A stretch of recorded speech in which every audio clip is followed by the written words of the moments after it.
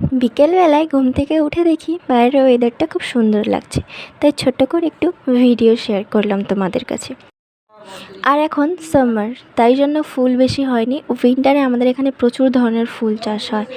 আর ওই দিকে একজন তার জমির গাঁদা ফুল তুলছে।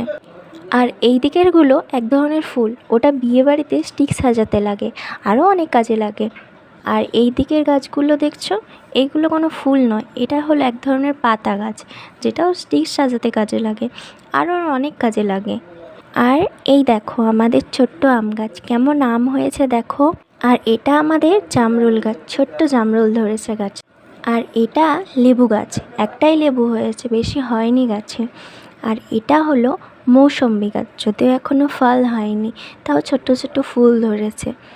আর ওই দেখো ওখানে অনেক ফুল চাষ হয়েছে, তাই খুব সুন্দর লাগছে দেখতে। বাড়ির পেছনেও ফুল চাষ হয়, কিন্তু এখন বেশি হয়নি। আর ফুলের বেশি দাম নেই, তাই জমিতে নষ্ট হচ্ছে।